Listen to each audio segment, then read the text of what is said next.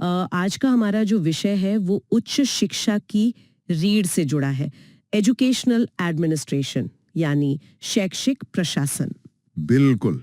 और ये एक ऐसा विषय है जो उन सभी गंभीर शोधकर्ताओं और भावी असिस्टेंट प्रोफेसर्स के लिए बेहद महत्वपूर्ण है जो यूजीसी नेट, जेआरएफ या यूपीएचईएससी जैसी उच्च शिक्षा परीक्षाओं की तैयारी कर रहे हैं। हाँ, एकदम।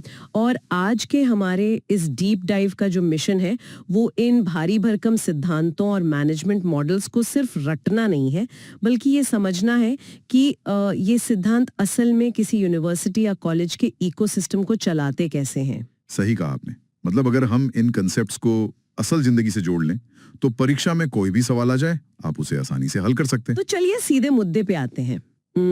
जब भी एडमिनिस्ट्रेशन या प्रशासन शब्द का जिक्र होता है तो दिमाग में सबसे पहली तस्वीर क्या आती है? किसी सख्त वाइस चांसलर या डीन की जो बस अपने केबिन में बैठकर फरमान जारी कर रहे हैं? हाँ, एक ऐसा सिस्टम जहां लाल फीताशाही और बॉस हमेशा सही होता है। बिल्कुल। लेकिन दिलचस्प बात यह है कि इसका जो लैटिन मूल है वो एक बिल्कुल अलग ही कहानी सुनाता है। मतलब ये काफी विरोधाभासी है। ये विरोधाभास अक्सर हैरान करता है। देखिए, अगर हम एडमिनिस्ट्रेशन शब्द की एटिमोलॉजी यानी इसके शब्द साधन पर जाएं तो ये लैटिन के दो शब्दों से आता है, एड और मिनिस्ट्रारे। एड और मिनिस्ट्रारे। हाँ, और इसका असल अर्थ बॉस होना नहीं है। इसका अर्थ है सेवा करना या प्रबंध करना। मतलब जो वाइस चांसलर या प्रिंसिपल कुर्सी पर बैठे हैं उनका मूल काम हुक्म चलाना नहीं है, बल्कि एक फैसिलिटेटर के रूप में काम करना है। तो बेसिकली एक प्रशासक का कोर फंक्शन संस्थान का सेवक होना है। बिल्कुल। उसका काम यह सुनिश्चित करना है कि एक प्रोफेसर बिना किसी रुकावट के अपनी रिसर्च कर सके और छात्र बिना किसी बाधा के सीख सकें।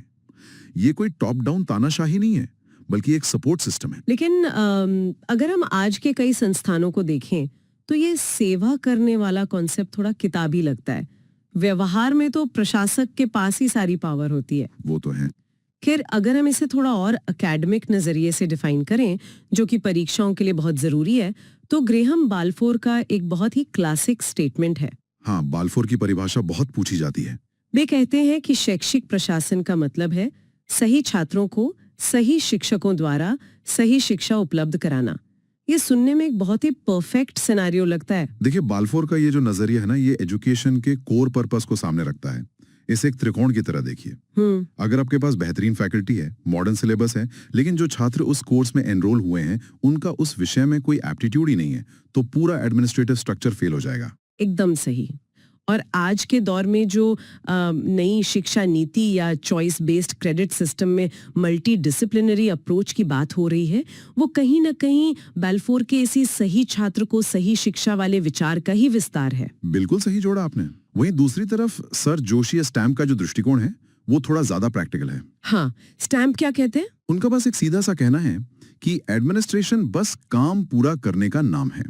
आपके पास जो भी संसाधन मौजूद हैं, चाहे वो मानव संसाधन हो या भौतिक संसाधन, उनका इस्तेमाल करके अपने शैक्षिक लक्ष्यों तक पहुंचना। मतलब स्टैम्प की बात सीधे मैनेजमेंट की रियलिटी पे चोट करती है। काम पूरा होना चाहिए जी। और इसी काम को पूरा करने की जद्दोजहद में एक बहुत पुरानी बहस छिड़ जाती है कि क्या शैक्षिक प्रशासन एक विज्ञान है या एक कला। मतलब अगर सब कुछ रूल्स, बजट और डेटा पर ही निर्भर करता है तो क्या हम किसी एल्गोरिदम से यूनिवर्सिटी नहीं चला सकते? यहीं पर मामला थोड़ा जटिल हो जाता है। प्रशासन निश्चित रूप से एक विज्ञान है, क्योंकि इसमें आपको एक स्ट्रक्चर्ड डेटा चाहिए। उदाहरण के लिए यूनिवर्सिटी का बजट अलॉट करना, एग्जाम का शेड्यूल बनाना, फैकल्टी का रोस्टर तैयार करना, इन सब में एक तार्किक और वैज्ञानिक प्रक्रिया लगती है। आप हवा में तीर नहीं चला सकते। हाँ, डेटा के बिना तो सिस्टम कोलैप्स हो जाएगा। बिल्कुल। लेकिन जब उस रोस्टर को लागू करने की बारी आती है तब कला का प्रवेश होता है। मान लीजिए कोई सीनियर प्रोफेसर किसी नई रिसर्च मेथोडोलॉजी को अपनाने से कतरा रहा है, तो वहां आपका डेटा या स्प्रेडशीट काम नहीं आएगी। वहां लीडरशिप और कम्युनिकेशन चाहिए होगा। एकदम सही। वहां लीडरशिप, परसुएजन और मानवीय सहानुभूति काम आएगी। मतलब विज्ञान आपको एक मजबूत ढांचा देता है और कला उस ढांचे में जान फूंकती है। बहुत खूब कहा। और इसी ढांचे से जुड़ा एक बहुत ही महत्वपूर्ण एकेडमिक टर्म है जो अक्सर नेट परीक्षा के मल्टीपल चॉइस सवालों में दिखता है, टेलियोलॉजिकल। टेलियोलॉजिकल यानी लक्ष्य उन्मुख। हाँ, प्रशासन में कोई भी कदम रैंडम नहीं होता। हर फैसले के पीछे एक एंड गोल होता है। चाहे वो लाइब्रेरी में नई किताबें मंगाना हो या कैंपस में वाईफाई अपग्रेड करना हो। हर एक्शन का टेलियोलॉजिकल पर्पस एजुकेशन की क्वालिटी को बढ़ाना है। और क्योंकि ये लक्ष्य और जरूरतें लगातार बदल रही हैं, तो प्रशासन स्टैटिक नहीं रह सकता, इसे डायनामिक होना ही पड़ेगा। बिल्कुल। और इस डायनामिक नेचर का तो हमने पिछले कुछ सालों में सबसे बड़ा उदाहरण देखा है, जब अचानक पूरी दुनिया को क्लासरूम से निकलकर जूम कॉल्स पर आना पड़ा। जो एडमिनिस्ट्रेशन खुद को उस बदलाव के हिसाब से नहीं ढाल पाया, वो पूरी तरह से कोलैप्स हो गया। एकदम सही उदाहरण है ये। अब अगर हम प्रशासन के स्कोप की बात करें तो किसी भी संस्थान को चलाने के लिए मुख्य रूप से 4 पिलर सामने आते हैं: मानव संसाधन, भौतिक संसाधन, वित्तीय संसाधन और पाठ्यक्रम, ये करिकुलम। इन चारों के बिना कोई भी एकेडमिक इकोसिस्टम सर्वाइव नहीं कर सकता। बिल्कुल नहीं। अगर आपके पास शानदार इंफ्रास्ट्रक्चर है, बड़ी बड़ी इमारतें हैं, हाईटेक लैब्स हैं, लेकिन वहां पढ़ाने के लिए क्वालिफाइड प्रोफेसर्स नहीं है, तो वो सिर्फ ईंट पत्थर का ढांचा है। हाँ। और अगर बेहतरीन स्टाफ है लेकिन ग्रांट्स या फंडिंग नहीं है, तो रिसर्च वहीं रुक जाएगी। इसलिए इन चारों का अलाइनमेंट सबसे क्रिटिकल है। और शायद इसी अलाइनमेंट को साधने के लिए मैनेजमेंट के कुछ स्थापित फ्रेमवर्क्स की जरूरत पड़ी। जब हम हायर एजुकेशन एग्जाम्स के सिलेबस को खंगालते हैं, तो लूथर गुलिक और लिंडल उर्विक का दिया हुआ एक बहुत ही फेमस फॉर्मूला सामने आता है। हाँ, POSDCORB. POSDCORB, POSDCORB. ये 7 अक्षरों का शब्द ऐसा लगता है जैसे किसी भी मैनेजर की पूरी जॉब डिस्क्रिप्शन इसके अंदर समा गई हो। पोस्ट कॉर्ब मैनेजमेंट का एक मास्टर फ्रेमवर्क है। अगर कोई नया वाइस चांसलर अपनी जिम्मेदारी संभालता है, तो उसका पूरा कार्यकाल इसी फ्रेमवर्क के इर्द गिर्द घूमेगा। चलिए इसे डिकोड करते हैं। जी। इसकी शुरुआत होती है P से, यानी प्लानिंग। अगले 5 सालों में यूनिवर्सिटी को किस रैंकिंग तक ले जाना है, ये विजन तय करना। फिर O से ऑर्गेनाइजिंग, उस विजन को हासिल करने के लिए विभागों और कमेटियों का गठन करना। और फिर आता है S, यानी स्टाफिंग।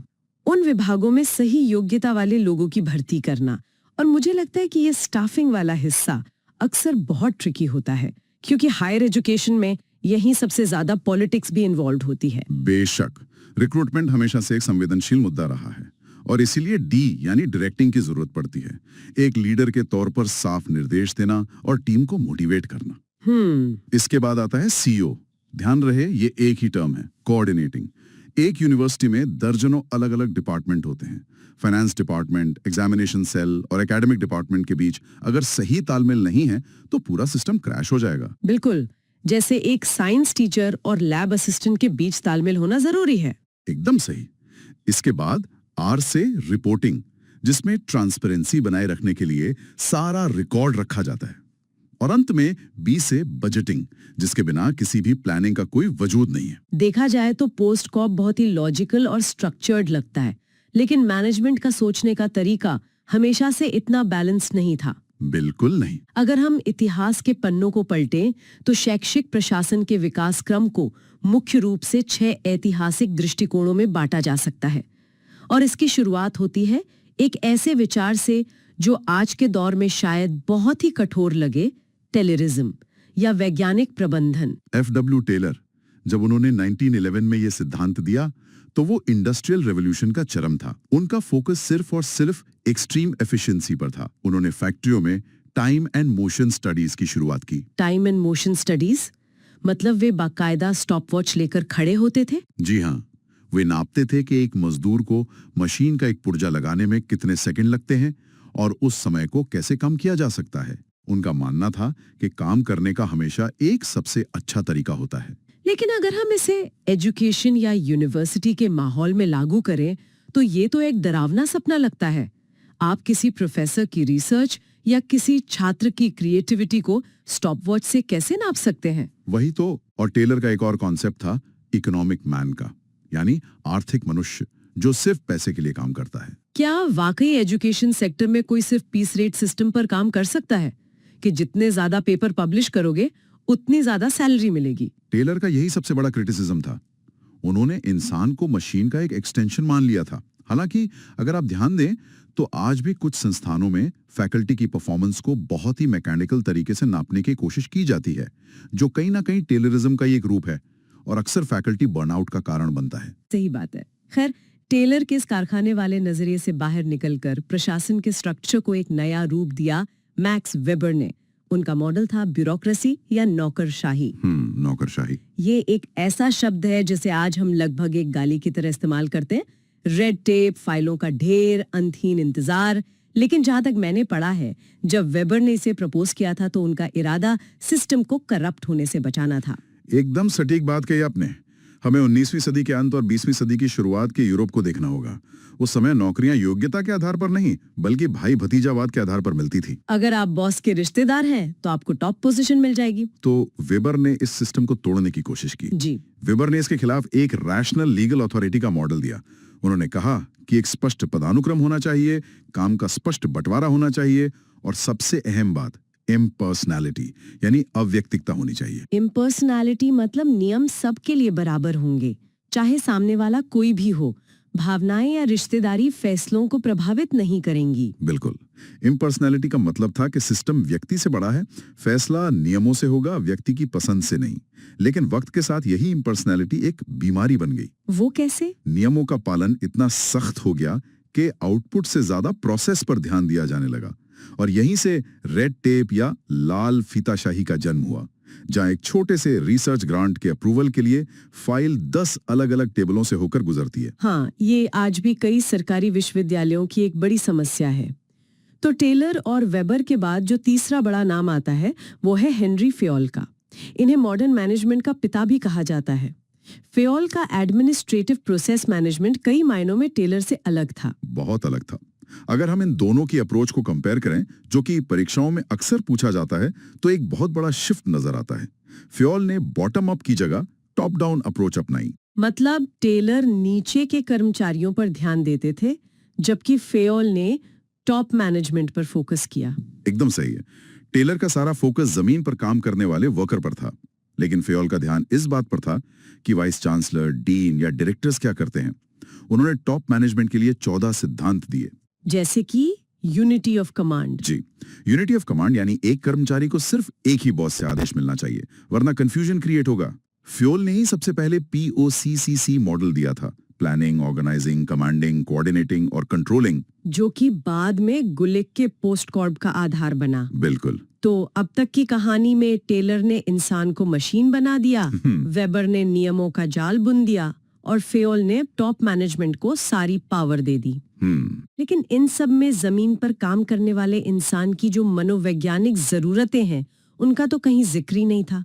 और यहीं से मैनेजमेंट की दुनिया में एक तरह का विद्रोह शुरू होता है और हमारा चौथा दृष्टिकोण सामने आता है, ह्यूमन रिलेशंस अप्रोच या मानव संबंध दृष्टिकोण, जिसे एल्टन मेयो ने सामने रखा। मेयो का काम वास्तव में एक पैराडाइम शिफ्ट था मैनेजमेंट थ्योरी में। उन्होंने 1920s के दशक में वेस्टर्न इलेक्ट्रिक कंपनी में कुछ बहुत ही दिलचस्प प्रयोग किए, जिन्हें हाउथॉर्न स्टडीज कहा जाता है।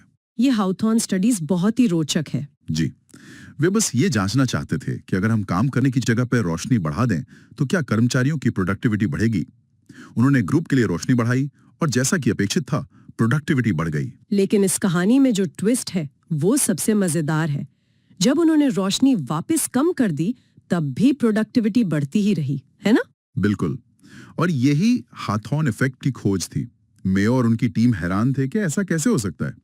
बाद में उन्हें समझ आया कि प्रोडक्टिविटी का रोशनी या भौतिक सुविधाओं से कोई सीधा लेना देना नहीं था। तो फिर प्रोडक्टिविटी क्यों बढ़ रही थी? वो इसलिए बढ़ रही थी क्योंकि कर्मचारियों को लग रहा था कि मैनेजमेंट उन पर ध्यान दे रहा है, उनकी परवाह कर रहा है।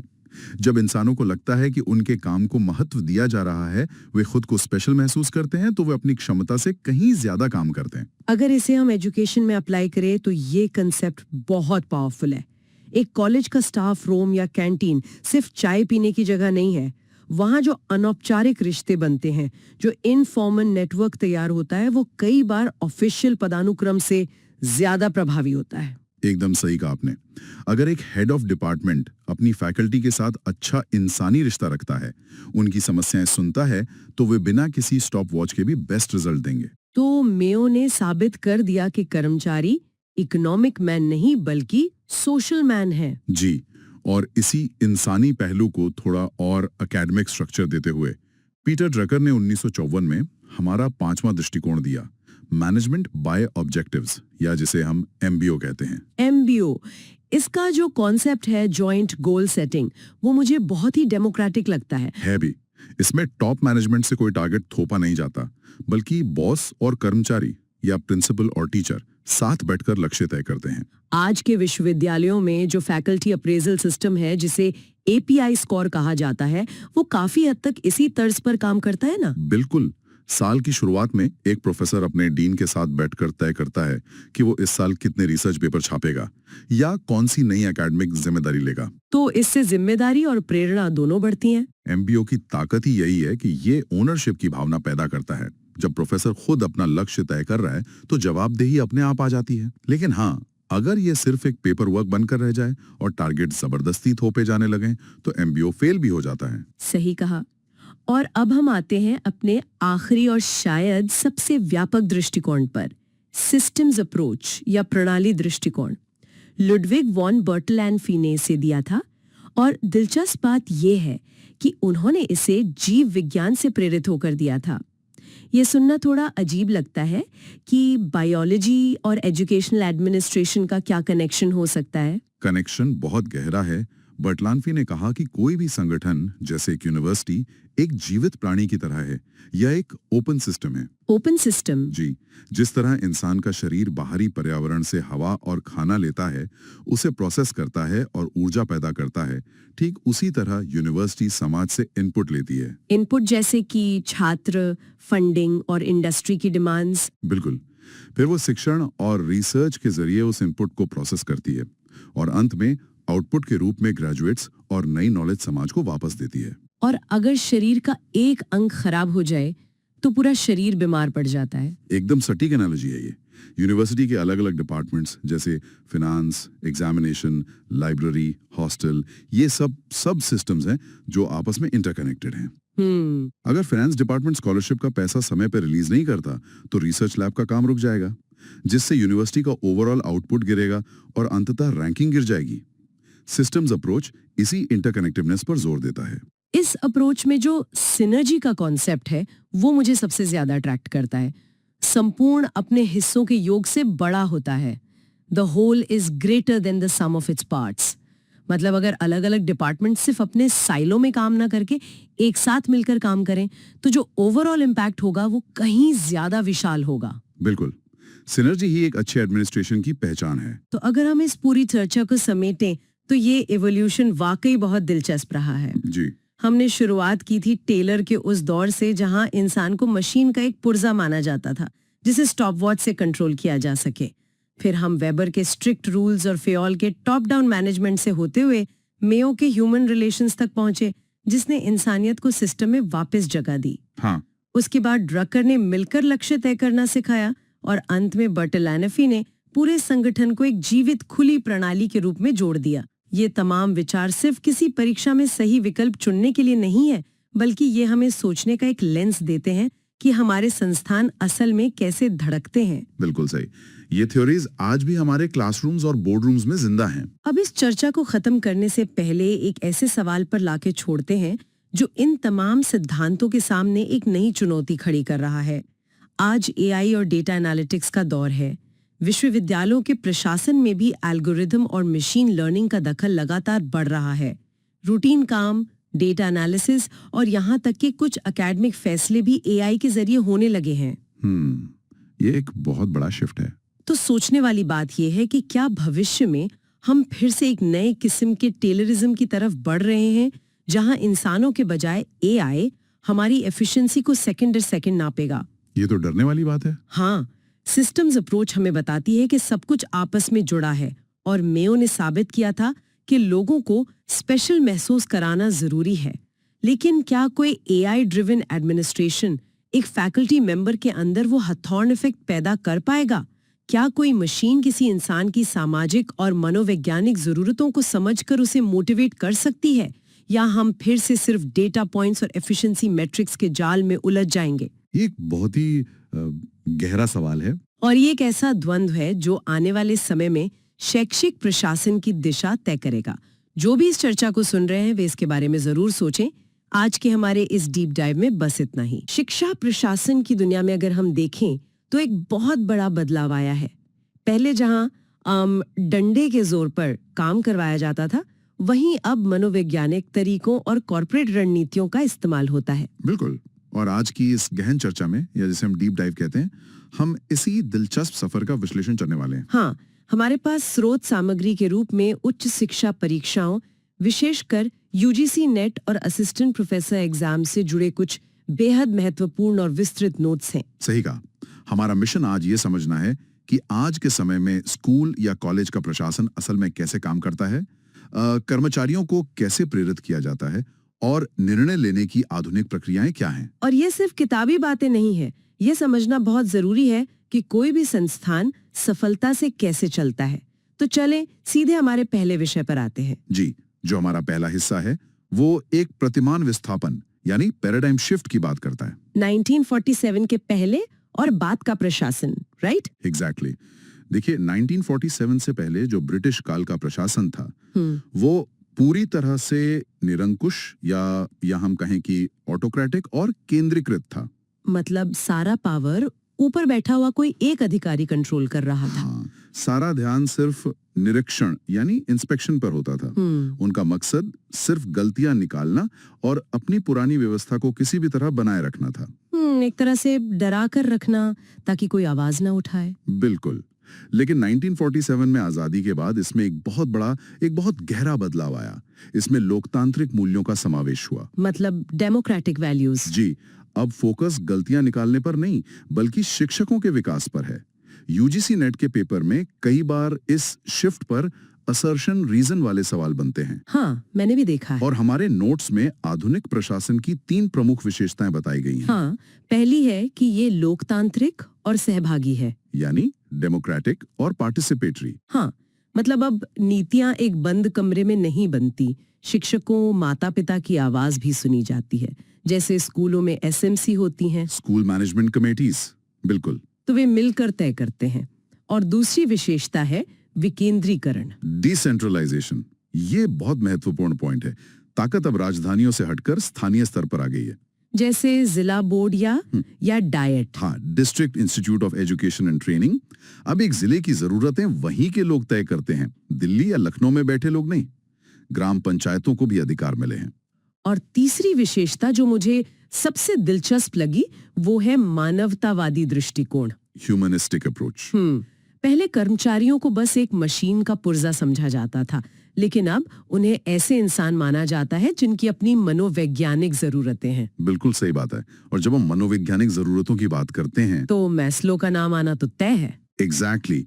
मास्लो का पदानुक्रम या हायरार्की ऑफ नीड्स। एक प्रशासक को यह समझना ही होगा कि उसके कर्मचारियों को क्या प्रेरित करता है। हमारे नोट्स भी इसी पर जोर देते हैं। मास्लो के अनुसार ये एक पिरामिड की तरह है। हाँ, जिसके सबसे निचले स्तर पर बुनियादी जरूरतें हैं, जैसे एक शिक्षक के लिए उसका वेतन और नौकरी की सुरक्षा। मतलब अगर एक असिस्टेंट प्रोफेसर को यही नहीं पता कि अगले महीने उसकी नौकरी रहेगी या नहीं, तो वो क्लास में जाके कोई इनोवेटिव रिसर्च कैसे करवाएगा? बिल्कुल नहीं करवा पाएगा। मास्लो यही कहते हैं कि जब तक ये बुनियादी जरूरतें पूरी नहीं होती, तब तक इंसान पिरामिड में ऊपर नहीं जा सकता। और पिरामिड का जो सर्वोच्च स्तर है, आत्म साक्षात्कार या सेल्फ एक्चुअलाइजेशन। हाँ, जहाँ एक शिक्षक सच में रचनात्मक शिक्षण कर पाता है। वो सिर्फ पैसों के लिए नहीं बल्कि पढ़ाने के जुनून के लिए काम करता है। लेकिन यहाँ एक बहुत बड़ा कैच है। कई प्रशासक सोचते हैं कि सिर्फ सैलरी बढ़ाते रहने से शिक्षक रचनात्मक हो जाएंगे, जो कि सच नहीं है। और यहीं पर हर्ज़बर्ग का द्विकारक सिद्धांत आता है। हर्ज़बर्ग्स 2 फैक्टर थ्योरी। परीक्षा के दृष्टिकोण से ये बहुत ही क्रूशियल टॉपिक है। हाँ, ये सिद्धांत थोड़ा चौंकाने वाला भी है। इन्होंने कारकों को 2 हिस्सों में बांटा है। पहला है स्वच्छता कारक, हाइजीन फैक्टर्स। इनमें अच्छा वेतन, सुरक्षित माहौल, ये सब आते हैं। लेकिन हर्ज़बर्ग कहते हैं कि ये चीजें किसी को प्रेरित नहीं करती। बिल्कुल, ये सिर्फ असंतोष को रोकती हैं। मतलब अगर सैलरी टाइम पर मिलेगी तो टीचर जॉब नहीं छोड़ेगा, लेकिन इसका मतलब ये नहीं कि वो रातों रात कोई महान शिक्षक बन जाएगा। सही काम। हाइजीन फैक्टर सिर्फ डिससैटिस्फैक्शन को 0 पर लाते हैं। अगर आपको उन्हें मोटिवेट करना है तो आपको दूसरे कारक की जरूरत होगी, जिन्हें प्रेरक या मोटिवेटर्स कहा जाता है। हाँ, जैसे मान्यता, जिम्मेदारी, उपलब्धि। रिकॉग्निशन। जब एक एचओडी अपने जूनियर फैकल्टी के रिसर्च की सबके सामने तारीफ करता है तो वो जो मोटिवेशन है वो किसी बोनस से कहीं ज्यादा काम करता है। सच्ची संतुष्टि और उच्च स्तर की प्रेरणा वहीं से आती है। ये एक बहुत ही प्रैक्टिकल अप्रोच है। अच्छा, प्रशासन के इस मानवीय पहलू को समझने के बाद अब हमें प्रशासन के मूल काम पर आना चाहिए, जो कि है निर्णय लेना। हाँ, डैनियल ग्रिफिथ्स का एक बहुत ही शानदार कोट हमारे नोट्स में है। प्रशासन मूल रूप से निर्णय लेना है। ग्रिफिथ्स के इस कोट पर सीधा एमसीक्यू बन सकता है। बिल्कुल, उनका कहना है कि वर्तमान स्थिति और वांछित स्थिति के बीच की खाई को पाटना ही समस्या का समाधान है। और इसके लिए उन्होंने तर्कसंगत निर्णय लेने के 6 चरण बताए हैं। Rational decision making steps. तो अगर हम इसे एक उदाहरण से समझें, मान लीजिए एक डिग्री कॉलेज में बच्चे क्लास में आ ही नहीं रहे हैं। ये एक वर्तमान स्थिति है। तो पहला चरण होगा समस्या की पहचान करना। प्रिंसिपल को ये मानना पड़ेगा कि हाँ, अटेंडेंस कम होना एक गंभीर समस्या है। फिर दूसरा चरण है समस्या का विश्लेषण करना। एनालाइज द प्रॉब्लम, मतलब डेटा इकट्ठा करना कि बच्चे क्यों नहीं आ रहे, क्या टाइमिंग गलत है, क्या पढ़ाई बोरिंग है। इसके बाद तीसरा चरण आता है विकल्पों का विकास। Develop alternatives. अब फैकल्टी मीटिंग में ब्रेनस्टॉर्मिंग होगी, कोई कहेगा फाइन लगाओ, कोई कहेगा स्मार्ट क्लासरूम बनाओ। हाँ, फिर चौथा चरण है मूल्यांकन और चयन। Evaluate and select. इसमें सबसे बेस्ट ऑप्शन चुना जाएगा। मान लीजिए तय हुआ कि अटेंडेंस के मार्क्स इंटरनल असेसमेंट में जुड़ेंगे। फिर पांचवा चरण निर्णय लागू करना। इम्प्लीमेंटेशन। और आखिरी छठा चरण, जो शायद सबसे जरूरी है, फीडबैक या मूल्यांकन। Follow up. 1 महीने बाद देखना कि क्या सच में अटेंडेंस बढ़ी। अगर नहीं तो वापस पहले स्टेप पर जाना होगा। ये बहुत ही व्यवस्थित तरीका है। लेकिन एक बात बताइए, प्रशासक ने निर्णय तो ले लिया, नियम भी बना दिया, पर लोग आदेश मानते क्यों हैं? ये एक बहुत गहरा सवाल है और इसका जवाब हमें एज्योनी के अनुपालन सिद्धांत में मिलता है। एज्योनी इज कंप्लायंस थ्योरी। जी, उन्होंने बताया कि सत्ता या पावर 3 तरह की होती है। पहली है बलपूर्वक सत्ता या कोऑर्सिव पावर, जिसमें सजा का डर होता है। बिल्कुल, जैसे जेल में शारीरिक बल या सजा का डर दिखाकर बात मनवाना। और दूसरी है पारिश्रमिक सत्ता, रिम्यूनरेटिव पावर। हाँ, जहां पैसे या बोनस का लालच देकर काम कराया जाता है, जैसे कारखानों में मजदूर काम करते हैं। लेकिन शिक्षा के क्षेत्र में जो तीसरी सत्ता है वो सबसे अहम है, आदर्शमूलक सत्ता, नॉर्मेटिव पावर। इसमें नैतिक विश्वास, प्रतिष्ठा और साझा मूल्यों का उपयोग होता है। एग्जैक्टली। स्कूल, कॉलेज या एनजीओ इसी से चलते हैं। अब एज्योनी ने इन तीनों सत्ताओं को लोगों के जुड़ाव यानी इन्वॉल्वमेंट के साथ जोड़ा है, जो कि 3 प्रकार का होता है। पहला है अलगाववादी या एलिनेटिव। ये बहुत ही नेगेटिव है। इंसान वहां रहना ही नहीं चाहता, जैसे एक कैदी। दूसरा है गणनाशील या कैलकुलेटिव जुड़ाव, जहां इंसान हर चीज को तौलता है कि मुझे इतना पैसा मिलेगा तो मैं इतना ही काम करूंगा। और तीसरा है नैतिक या मॉरल जुड़ाव, जो भी सबसे पॉजिटिव है। यहाँ इंसान उस संगठन के मिशन में सच्चा विश्वास रखता है। एक समर्पित शिक्षक इसका बेहतरीन उदाहरण है। तो एज्योनी के अनुसार एक स्वस्थ शैक्षिक माहौल तब बनता है जब आदर्श मूलक सत्ता का इस्तेमाल हो और कर्मचारियों में नैतिक जुड़ाव हो। बिल्कुल, अगर प्रिंसिपल डराकर मतलब बलपूर्वक सत्ता से काम लेगा तो शिक्षक कभी नैतिक रूप से नहीं जुड़ेंगे। वे सिर्फ कैलकुलेटिव हो जाएंगे, टाइम पर आएंगे, टाइम पर जाएंगे। बच्चों के भविष्य से उन्हें कोई मतलब नहीं होगा। ये बहुत ही चिंताजनक स्थिति हो सकती है। लेकिन अगर कोई संगठन सच में इस तरह की स्थिति में पहुंच जाए जहां माहौल एकदम विषाक्त या टॉक्सिक हो गया हो, तो उसे ठीक करने के लिए संगठनात्मक विकास या ओडी का इस्तेमाल होता है। Organisational development. जी, यह एक दीर्घकालिक, व्यवस्थित और नियोजित प्रयास है। मतलब कोई रातों रात होने वाला जादू नहीं है। बिल्कुल नहीं। ये स्कूल की पूरी संस्कृति या कल्चर को सुधारने की प्रक्रिया है। इसका लक्ष्य संस्था को अंदर से स्वस्थ और बदलाव के अनुकूल बनाना है। ताकि भविष्य में कोई भी नई चुनौती आए तो टीम एक साथ मिलकर उसका सामना कर सके। सही बात है। और जब हम भविष्य की चुनौतियों और प्रोजेक्ट्स की बात करते हैं तो नोट्स में एक बहुत ही साइंटिफिक टूल का जिक्र है, PERT। हाँ, PERT, programme evaluation and review technique. ये टेक्निक जटिल और अनिश्चित प्रोजेक्ट्स के लिए होती है। जैसे मान लीजिए यूनिवर्सिटी में एक नई साइंस बिल्डिंग बनानी है, जहां बहुत सारी अनिश्चितताएं हैं। जी, ये एक समय उन्मुख यानी टाइम ओरिएंटेड नेटवर्क विश्लेषण तकनीक है। इसकी तुलना अक्सर सीपीएम से की जाती है। Critical path method. हाँ, सीपीएम तो उन कामों के लिए होता है जहां हमें पता होता है कि कितना समय लगेगा। लेकिन पर्ट में भविष्य अनिश्चित है, इसलिए इसमें हर काम के लिए 3 अलग-अलग समय का अनुमान लगाया जाता है। 3 टाइम एस्टिमेट्स, ये भी एग्जाम में बहुत बार पूछा जाता है। बिल्कुल। पहला है आशावादी समय, ऑप्टिमिस्टिक टाइम। मतलब अगर सब कुछ एकदम सही रहा, कोई रुकावट नहीं आई, तो लगने वाला सबसे कम समय। हाँ। दूसरा है निराशावादी समय, पेसिमिस्टिक टाइम। अगर हड़ताल हो गई, बारिश आ गई, मतलब सब कुछ बुरा हुआ, तो लगने वाला सबसे ज्यादा समय। और तीसरा है सबसे संभावित समय, मोस्ट लाइकली टाइम। जो सामान्य परिस्थितियों में लगता है। एग्जैक्टली। इन तीनों को एक फॉर्मूले में रखकर प्रशासक एक सटीक योजना बनाते हैं ताकि अनिश्चितताओं से बचा जा सके। ये सच में रणनीतिक योजना का एक बेहतरीन टूल है और आज के समय में शिक्षा प्रशासन में कॉर्पोरेट रणनीतियों का बहुत ज्यादा इस्तेमाल हो रहा है। हाँ, बिल्कुल हो रहा है। जैसे TQM, टोटल क्वालिटी मैनेजमेंट, जिसे W. एडवर्ड्स डेमिंग ने शुरू किया था। हाँ, इसका कोर कॉन्सेप्ट ये है कि स्कूल का हर एक कर्मचारी गुणवत्ता में लगातार सुधार करने के लिए समर्पित है। और ये सुधार किसके लिए है? ग्राहक के लिए।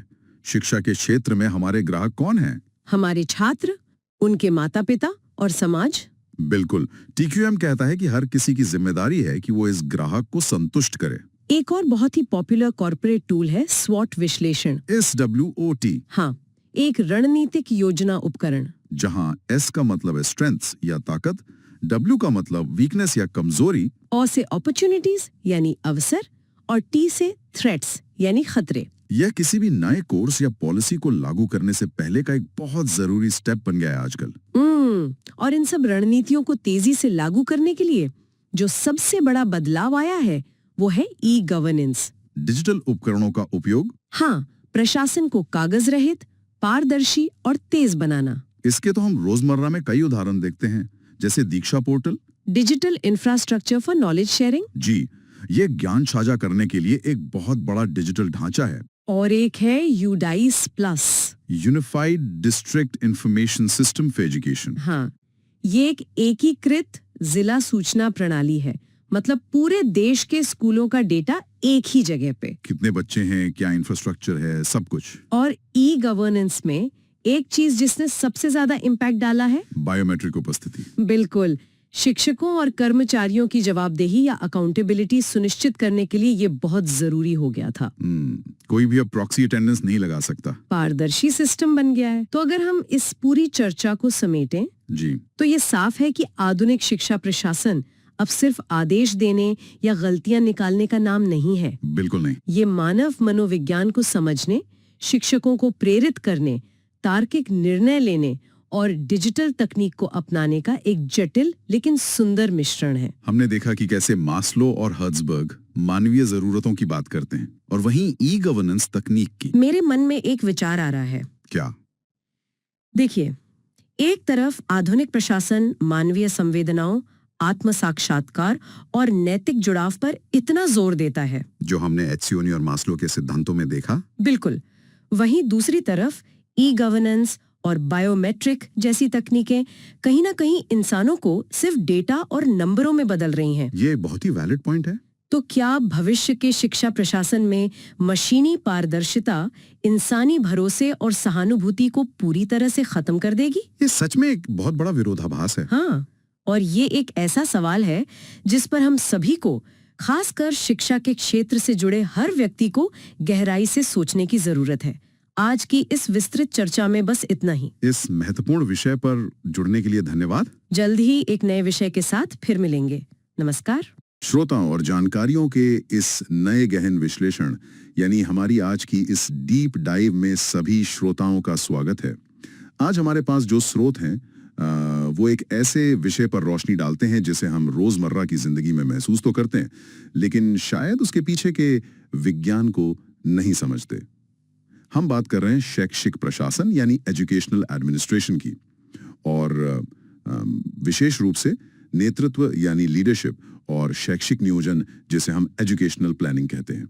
और यहाँ सबसे दिलचस्प बात यह है कि हालांकि हमारे पास जो डाटा और रिसर्च है वो UGC नेट, JRF या असिस्टेंट प्रोफेसर जैसी उच्च शिक्षा की परीक्षाओं की तैयारी करने वाले उम्मीदवारों के लिए बेहद अहम सामग्री है, पर असल में ये सिर्फ एकेडमिक दुनिया तक सीमित नहीं है। बिल्कुल, क्योंकि चाहे कोई किसी कॉलेज का प्रिंसिपल हो, किसी मल्टीनेशनल कंपनी में टीम लीडर हो, अपना खुद का स्टार्टअप चला रहा हो या यहाँ तक कि अपने घर में कोई बड़ा फैसला ले रहा हो, लीडरशिप और प्लानिंग हर जगह काम आती है।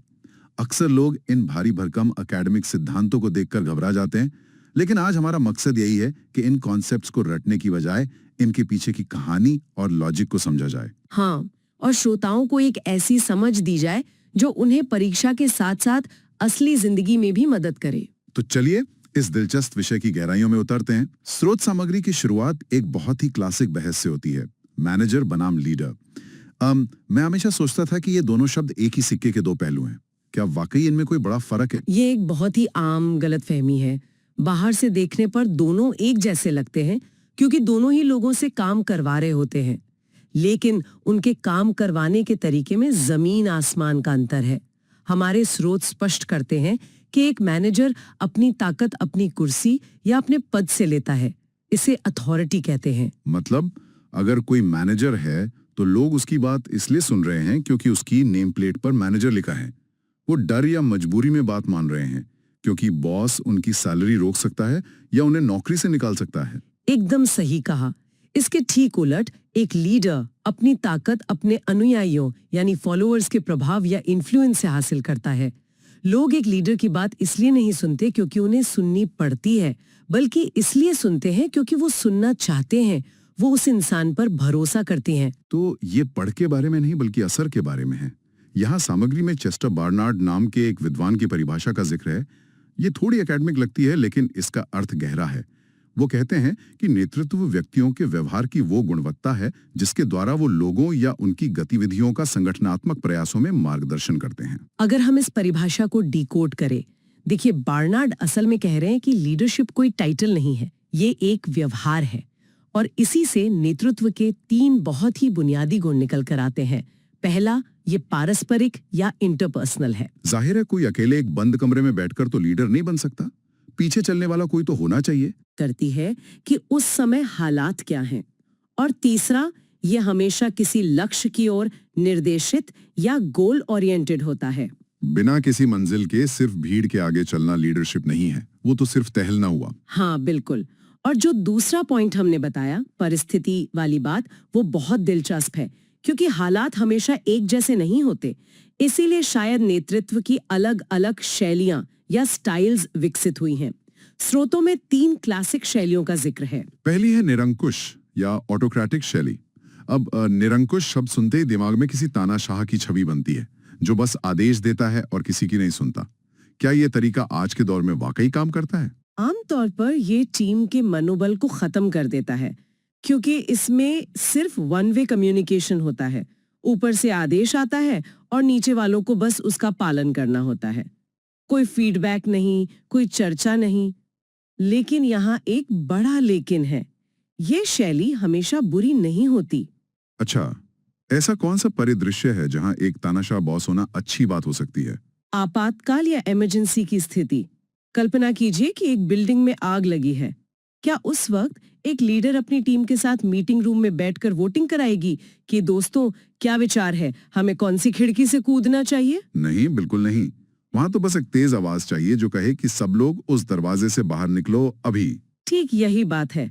संकट के समय निरंकुश नेतृत्व सबसे तेज और प्रभावी होता है, लेकिन अगर रोजमर्रा के काम में कोई इसको अपनाएगा तो लोग घुटन महसूस करेंगे। इसीलिए दूसरी शैली आती है, लोकतांत्रिक या डेमोक्रेटिक शैली, जिसमें टू वे कम्युनिकेशन होता है। लीडर फैसले लेने से पहले अपनी टीम से सलाह मशवरा करता है। हाँ, और इससे टीम को लगता है कि उनकी भी कोई अहमियत है और क्रिएटिव आइडियाज आते हैं। ये तो जाहिर तौर पर सबसे सुरक्षित और अच्छी शैली लगती है। लेकिन जो तीसरी शैली सामग्री में दी गई है, हस्तक्षेप या लेज़े फेयर, वो मुझे थोड़ी अजीब लगी। इसमें लीडर कोई फैसला ही नहीं लेता, वो बस सब कुछ छोड़ देता है। ये तो लीडरशिप से भागने वाली बात हो गई। पहली नजर में ये एक आलसी या गैर जिम्मेदार बॉस की तरह ही लगता है।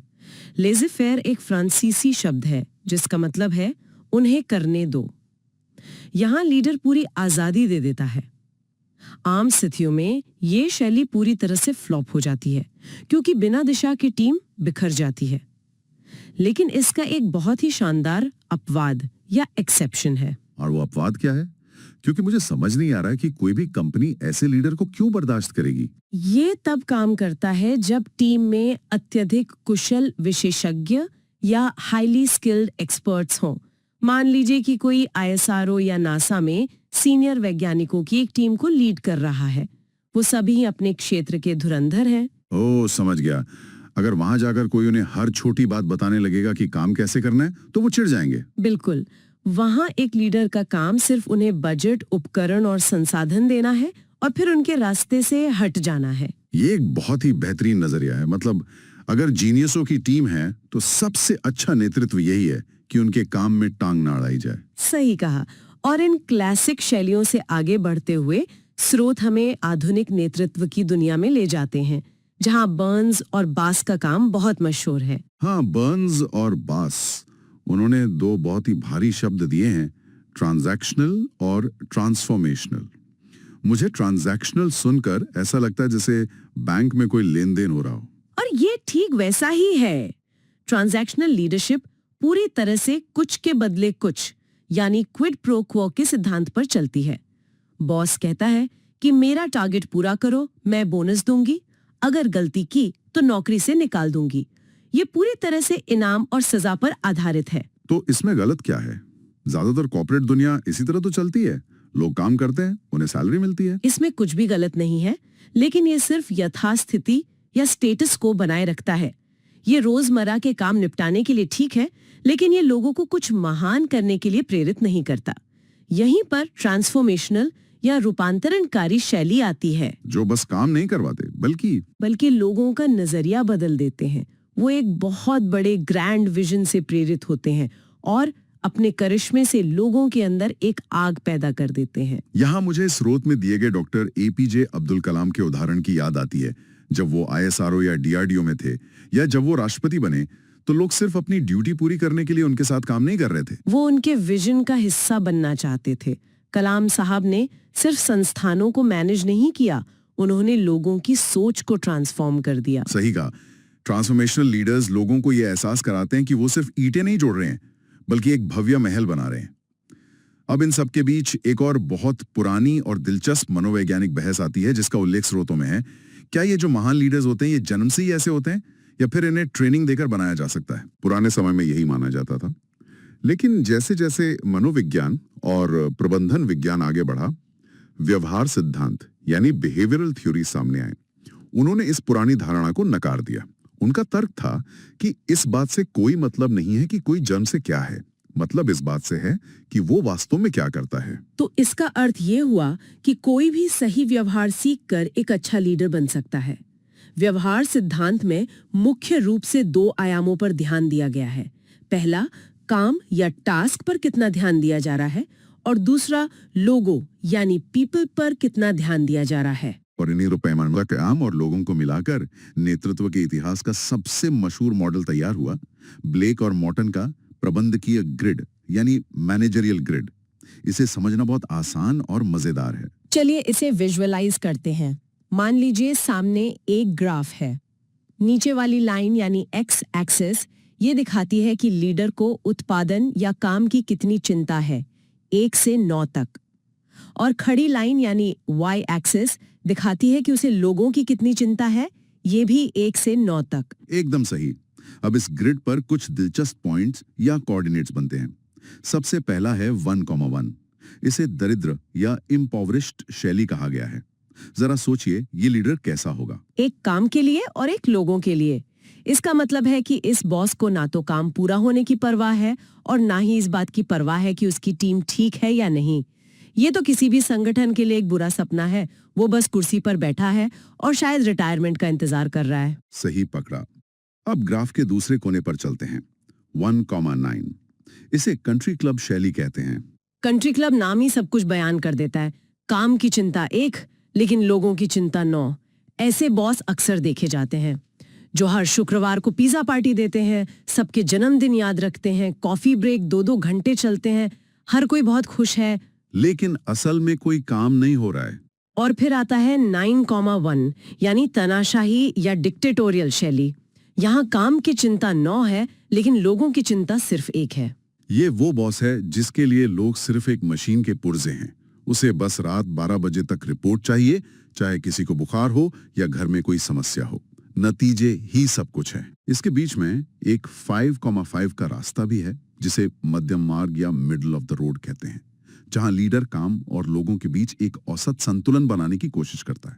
लेकिन ग्रिड के अनुसार जो सबसे बेहतरीन शैली है वो है सबसे ऊपर दाहिने कोने में 9,9 टीम मैनेजमेंट। 9,9 का मतलब हुआ काम पर भी पूरा जोर और लोगों का भी पूरा ख्याल, यानी हाई परफॉर्मेंस भी और हाई टीम सेटिस्फैक्शन भी। ये निश्चित रूप से बेस्ट स्टाइल है। लेकिन यहाँ एक सवाल उठता है। ये ग्रिड तो बता देता है कि 9,9 सबसे अच्छा है, लेकिन क्या असली जिंदगी में हमेशा ये काम करता है? क्या कोई एक ऐसा सुपर फॉर्मूला है जो हर जगह लागू हो जाए? यही वो सवाल है जिसने आकस्मिकता या सिचुएशनल सिद्धांत, कंटिंजेंसी थियरीज को जन्म दिया। इस सिद्धांत का एक ही मूल मंत्र है, नेतृत्व का कोई एक सही तरीका नहीं होता, ये सब स्थिति पर निर्भर करता है। यहाँ हमारे स्रोत दो बहुत ही विपरीत मॉडल्स की तुलना करते हैं। हाँ, फ्रेड फीडलर का मॉडल और हर्सियो ब्लांचार्ड का मॉडल। फीडलर का नजरिया थोड़ा निराशाजनक लगता है। उनका मानना है कि एक लीडर की शैली फिक्स होती है, मतलब अगर कोई जन्म से सख्त है तो वो सख्त ही रहेगा, वो खुद को बदल नहीं सकता। फीडलर का तर्क यही है। उनका मानना है कि लोगों का स्वभाव बदलना बहुत मुश्किल है, इसलिए उनका समाधान ये है कि लीडर को बदलने की कोशिश मत करो, बल्कि लीडर को ऐसी जगह पर बिठाओ जहां उसकी स्वाभाविक शैली काम कर सके। लीडर को सिचुएशन से मैच करो, और इसे मापने के लिए उन्होंने LPC यानी लीस्ट प्रेफर्ड कोवर्कर स्केल बनाया। मतलब अगर कोई तानाशाह बॉस है तो उसे क्रिएटिव टीम से हटाकर किसी ऐसी फैक्ट्री में लगा दो जहां सख्त अनुशासन की जरूरत हो। लेकिन दूसरी तरफ हर्सियो ब्लांचार्ड है जो इसके एकदम उलट बात कहते हैं। उनका मानना है कि लीडरशिप फ्लेक्सिबल होनी चाहिए। बिल्कुल, हर्से और ब्लांचार्ड कहते हैं कि एक ही लीडर को स्थिति के अनुसार अपना रंग बदलना आना चाहिए, और ये बदलाव किस आधार पर होगा? अनुयायियों की परिपक्वता या रेडीनेस के आधार पर। इसे एक उदाहरण से समझते हैं। अगर टीम में सब नए इंटर्न्स आए हैं जिनकी परिपक्वता कम है, तो उन्हें एक एक चीज सिखानी होगी, उंगली पकड़कर चलाना होगा। इसे टेलिंग स्टाइल कहते हैं। लेकिन अगर टीम में 10-10 साल के अनुभवी लोग हैं तो पीछे हट जाना चाहिए और काम सौंप देना चाहिए, यानी डेलीगेटिंग स्टाइल। एक अच्छा लीडर सामने वाले की क्षमता देखकर अपना गियर बदलता है। अब यहाँ तक तो समझ आ गया कि लीडरशिप क्या है और इसकी शैलियां क्या हैं, लेकिन क्या हम इसे माप सकते हैं? मतलब कोई कैसे साबित करे कि वो एक अच्छा लीडर है? क्या इसका कोई थर्मामीटर है? इसके लिए कई उपकरण विकसित किए गए हैं। स्रोतों में ओहायो स्टेट यूनिवर्सिटी के LBDQ यानी लीडर बिहेवियर डिस्क्रिप्शन क्वेश्चनेयर का विशेष जिक्र है। ये एक ऐसी प्रश्नावली है जो लीडर को 2 आयामों पर मापती है, इनिशिएटिंग स्ट्रक्चर कि वो काम को कितनी अच्छी तरह व्यवस्थित करता है, और कंसिडरेशन कि वो लोगों का कितना ख्याल रखता है। तो ये लगभग ब्लेक और मोटन के काम बनाम लोगों वाले ग्रिड जैसा ही है, बस उसे मापने का एक वैज्ञानिक तरीका है। एक और तरीका जिसका उल्लेख है वो है जेल मोरेनो द्वारा विकसित सोशियोमेट्री। इसे समाजमिति भी कहते हैं। ये कैसे काम करता है? ये बहुत ही दिलचस्प तकनीक है। ये किसी भी समूह के भीतर के छिपे हुए रिश्तों को समझने का तरीका है। कई बार ऐसा होता है कि कागज पर बॉस कोई और होता है, लेकिन जब टीम पर कोई संकट आता है तो हर कोई किसी एक खास सहकर्मी की तरफ देखता है। अरे हाँ, हर ऑफिस में एक ऐसा इंसान होता है जिसके पास कोई बड़ा पद नहीं होता, लेकिन सारी खबरें, सारा प्रभाव उसी के पास होता है। बिल्कुल, सोशियोमेट्री का उपयोग ऐसे ही अनौपचारिक लीडर या समूह के स्तर को खोजने के लिए किया जाता है। एक बार मापन समझ आ गया तो अगला कदम होता है ट्रेनिंग। अगर हमें पता चल जाए कि लीडरशिप में क्या कमी है, तो क्या हम उसे ठीक कर सकते हैं? सामग्री में इसके लिए 3 बहुत ही अनोखे प्रशिक्षण तरीकों का जिक्र है। पहला तो सीधा सा है, सिमुलेशन, यानी नकली संकट पैदा करना। जैसे पायलटों को फ्लाइट सिमुलेटर में बिठाया जाता है, वैसे ही लीडर्स को एक नकली मुश्किल स्थिति दी जाती है ताकि देखा जा सके कि वो पैनिक करते हैं या नहीं। लेकिन दूसरा तरीका थोड़ा मनोवैज्ञानिक है। कर्ट लुवेन द्वारा विकसित सेंसिटिविटी ट्रेनिंग, जिसे T ग्रुप्स भी कहते हैं। T ग्रुप्स का पूरा फोकस आत्म जागरूकता या सेल्फ अवेयरनेस पर होता है। हाँ, कई बार लीडर्स को पता ही नहीं होता कि उनके कड़े शब्दों का टीम पर क्या भावनात्मक असर पड़ रहा है। इस ट्रेनिंग में लोगों को एक साथ बिठाकर बहुत ही खुली और कभी-कभी असहज कर देने वाली बातचीत कराई जाती है, ताकि वो दूसरों की भावनाओं को समझना सीखें। ये तो बहुत जरूरी है। लेकिन जो तीसरा तरीका है, इन बास्केट एक्सरसाइजेस, वो मुझे किसी रियलिटी टीवी शो के स्टंट जैसा लगा। ये असल में काफी तनावपूर्ण होता है। मतलब कल्पना कीजिए किसी को एक कमरे में बिठा दिया गया है, सामने इनबॉक्स में 50 ईमेल, कुछ मिस्ड कॉल के मेमो, एक नाराज ग्राहक की शिकायत और एक कर्मचारी के इस्तीफे का लेटर रखा है, और इन सब को सुलझाने के लिए सिर्फ 30 मिनट है। और कोई मदद करने वाला नहीं है। ये अभ्यास ये परखने के लिए है कि कोई दबाव में प्राथमिकता या प्रायोरिटाइजेशन कैसे तय करता है। क्या पहले नाराज ग्राहक को संभालना है या उस कर्मचारी को जो छोड़कर जा रहा है। ये रियल टाइम क्राइसिस मैनेजमेंट है। ये तो सच में दिमाग को झकझोर देने वाली ट्रेनिंग है। खैर, लीडरशिप के इन रोमांचक सिद्धांतों के बाद अब हमें अपने स्रोत सामग्री के दूसरे सबसे महत्वपूर्ण हिस्से की ओर बढ़ना होगा। हाँ, क्योंकि हमने जान लिया कि लीडर कौन है, लेकिन अगर उस लीडर के पास कोई योजना ही ना हो तो वो सिर्फ एक करिश्माई इंसान है जो गोल गोल घूम रहा है। सही कहा। हमें बात करनी है शैक्षिक नियोजन यानी एजुकेशनल प्लानिंग की। नेतृत्व और नियोजन एक ही गाड़ी के दो पहिए हैं। फिलिप कूम्स ने शैक्षिक नियोजन को बहुत ही सटीक तरीके से परिभाषित किया है। वो कहते हैं कि ये छात्रों और समाज के लक्ष्यों को पूरा करने के लिए शैक्षिक विकास की प्रक्रिया का तर्कसंगत और व्यवस्थित विश्लेषण है। यहाँ तर्कसंगत या रैशनल शब्द बहुत अहम है। मतलब योजना हवा में नहीं बननी चाहिए, उसके पीछे ठोस डेटा और लॉजिक होना चाहिए। इसके अलावा स्रोत इस बात पर जोर देते हैं कि नियोजन हमेशा भविष्योन्मुखी या फ्यूचर ओरिएंटेड होता है। आज बैठकर 10 साल बाद की सोच रहे हैं। और ये एक सतत प्रक्रिया या कंटिन्यूअस प्रोसेस है। यानी एक बार योजना बना दी और छुट्टी पा ली, ऐसा नहीं होता। उसे लगातार जांचना पड़ता है। और सबसे बड़ी बात, ये अंतः विषय या इंटरडिसिप्लिनरी है। अंतः विषय, इसका मतलब इसमें सिर्फ शिक्षाविदों का काम नहीं है। बिल्कुल नहीं।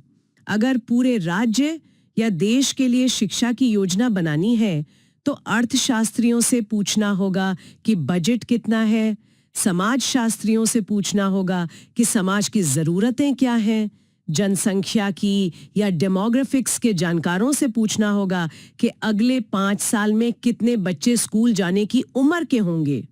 ये कई विषयों का एक मिला जुला प्रयास है। समझ गया। अब जब सरकारें या संस्थाएं योजना बनाती हैं तो उनका नजरिया क्या होता है? शिक्षक नियोजन के 4 प्रमुख अप्रोचेस दिए गए हैं। इन्हें समझना बहुत दिलचस्प है क्योंकि ये बताते हैं कि कोई देश अपनी शिक्षा प्रणाली को कैसे देखता है। पहला है सामाजिक मांग दृष्टिकोण या सोशल डिमांड अप्रोच। इसका फलसफा बहुत सीधा है।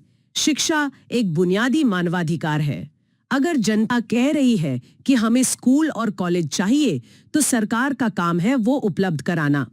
हमारा शिक्षा का अधिकार अधिनियम या आरटीई एक्ट इसी का एक बेहतरीन उदाहरण है। ये सुनने में तो बहुत आदर्शवादी और अच्छा लगता है। हर किसी को शिक्षा मिलनी चाहिए, लेकिन क्या इसमें कोई खतरा भी है? बहुत बड़ा खतरा है। अगर सिर्फ मांग के आधार पर कॉलेज खोलते जाएं और डिग्रियां बांटते जाएं बिना ये सोचे कि क्या अर्थव्यवस्था में उनके लिए नौकरियां हैं तो क्या होगा? ओह, शिक्षित बेरोजगारी या एजुकेटेड अनएम्प्लॉयमेंट। मतलब लाखों ग्रेजुएट होंगे लेकिन उनके पास करने के लिए कोई काम नहीं होगा। ये तो आज के समय की एक बहुत बड़ी कड़वी सच्चाई है। और इसी खामी को दूर करने के लिए दूसरा दृष्टिकोण लाया गया, जनशक्ति दृष्टिकोण या मैन पावर रिक्वायरमेंट अप्रोच। ये एकदम गणित पर चलता है। ये मानता है कि शिक्षा का मुख्य उद्देश्य देश की आर्थिक जरूरतों को पूरा करना है। तो मतलब योजनाकार बैठते हैं और अनुमान लगाते हैं कि अगले 10 सालों में देश को 50,000 डॉक्टर, 1 लाख इंजीनियर और 2 लाख IT प्रोफेशनल्स की जरूरत होगी, और फिर वो उसी हिसाब से कॉलेज की सीटें तय करते हैं। ठीक यही होता है। लेकिन क्या इसमें कोई समस्या दिख रही है? मुझे इसमें इंसानियत की कमी लग रही है। ये तो इंसानों को सिर्फ किसी फैक्ट्री के पुर्जे या आर्थिक उपकरण की तरह देख रहा है। अगर किसी को इतिहास, दर्शन या कला पढ़नी है तो क्या उसके लिए कोई जगह नहीं है? यही इसकी सबसे बड़ी आलोचना है। और दूसरी बात, दुनिया इतनी तेजी से बदल रही है कि 10 साल बाद की नौकरियों का सटीक अनुमान लगाना नामुमकिन है। कल्पना कीजिए कि एक देश ने 10 साल की योजना बनाकर लाखों कोडिंग इंजीनियर तैयार किए और अचानक आर्टिफिशियल इंटेलिजेंस आ गया जो खुद कोड लिख सकता है। अब वो सारे इंजीनियर क्या करेंगे? ये तो बहुत ही डरावना परिदृश्य है। तो फिर सही तरीका क्या है? तीसरा दृष्टिकोण है प्रतिफल दर या लागत लाभ दृष्टिकोण, जिसे रेट ऑफ रिटर्न या कॉस्ट बेनिफिट अप्रोच कहते हैं। इसका नाम ही पूरी तरह से फाइनेंस की दुनिया से लिया गया लगता है। ये पूरी तरह से वित्तीय नजरिए पर आधारित है। इसका मूल विचार ये है कि शिक्षा पर जो पैसा खर्च हो रहा है वो खर्च नहीं है, बल्कि एक निवेश या इन्वेस्टमेंट है। अर्थशास्त्री हिसाब लगाते हैं कि एक यूनिवर्सिटी बनाने में कितनी लागत आएगी और फिर अनुमान लगाते हैं कि जब वहां से छात्र निकलकर नौकरियां करेंगे तो वो अगले 30 सालों में कितना टैक्स देंगे और देश की जीडीपी कितनी बढ़ेगी। अगर लाभ लागत से ज्यादा है तो प्रोजेक्ट पास। ये लॉजिकल तो है, लेकिन फिर से बहुत ही रुखा और मशीनी लगता है। लेकिन शुक्र है कि सामग्री में एक चौथा दृष्टिकोण भी है जो समाज के उस हिस्से की बात करता है जो अक्सर इन गणितीय गणनाओं में पीछे छूट जाता है। सामाजिक न्याय दृष्टिकोण या सोशल जस्टिस अप्रोच। ये दृष्टिकोण सबसे अहम है, खासकर हमारे जैसे विविधतापूर्ण और असमानता वाले समाज में। इसका पूरा जोर इस बात पर है कि विकास का लाभ समाज के हर तबके तक पहुंचे। जब योजनाएं बनाई जाएं तो हाशिए पर रहने वाले समूहों जैसे अनुसूचित जाति, अनुसूचित जनजाति, महिलाओं और आर्थिक रूप से कमजोर वर्गों को मुख्य धारा में लाने को प्राथमिकता दी जाए। ये सुनिश्चित करता है कि शिक्षा सिर्फ अमीरों या शहरी लोगों तक सीमित ना रहे। तो ये थे योजना बनाने के नजरिए। अब बात करते हैं योजना के स्केल या स्तर की। स्रोतों के आखिरी हिस्से में दो बहुत ही भारी शब्दों की तुलना की गई है, परिप्रेक्ष्य नियोजन यानी पर्सपेक्टिव प्लानिंग और संस्थागत नियोजन यानी इंस्टीट्यूशनल प्लानिंग। पर्सपेक्टिव प्लानिंग को एक मैक्रो लेवल या बहुत बड़ी तस्वीर की तरह देखा जा सकता है। ये कोई 1 या 2 साल की योजना नहीं होती। ये 15, 20 या 25 साल का एक बहुत लंबा और दूरदर्शी विजन होता है। जैसे किसी देश का विजन 2050। ये एक रूपरेखा तैयार करता है कि अगले 25 सालों में शिक्षा प्रणाली कहां पहुंचेगी, और फिर इस बड़ी योजना को छोटी 5 वर्षीय योजनाओं या वार्षिक योजनाओं में तोड़ा जाता है ताकि लक्ष्य हासिल किए जा सकें। ये तो हो गया ऊपर से नीचे की तरफ सोचना, यानी टॉप डाउन अप्रोच। लेकिन जरा सोचिए, अगर किसी मंत्रालय में बैठकर 25 साल की एक शानदार योजना बनाई गई, लेकिन गांव के किसी छोटे से स्कूल की छत टपक रही है या वहां पीने का पानी नहीं है, तो क्या वो 25 साल का विजन कभी जमीन पर उतर पाएगा? कभी नहीं। और यहीं पर एंट्री होती है संस्थागत नियोजन के। ये पर्सपेक्टिव प्लानिंग के एकदम उलट है। ये मैक्रो नहीं, माइक्रो है। इसे बॉटम अप अप्रोच कहा जाता है। ये योजना किसी बड़े अधिकारी द्वारा ऊपर से नहीं थोपी जाती। ये योजना खुद संस्था द्वारा, संस्था के लिए और संस्था के ही स्तर पर बनाई जाती है। यहाँ सामग्री में एमबी बुच का एक बहुत ही शानदार कथन है। वो कहते हैं कि संस्थागत नियोजन शिक्षा सुधार की यात्रा में एक मील का पत्थर है। और ऐसा इसलिए है क्योंकि ये पूरी तरह से विकेंद्रीकृत या डिसेंट्रलाइज्ड और लोकतांत्रिक है। एक स्कूल की असली समस्या क्या है, ये वहां का हेडमास्टर, वहां के शिक्षक और स्थानीय स्कूल मैनेजमेंट कमेटी ही समझ सकती है। वो अपने स्थानीय संसाधनों का सर्वोत्तम उपयोग करके अपनी योजना खुद बनाते हैं। बिल्कुल। और इस तरह से ग्राउंड रियलिटी और मैक्रो विजन दोनों मिलकर एक सफल शिक्षा प्रणाली बनाते हैं। क्या बात है। आज की ये डीप डाइव सच में जानकारी से भरी रही।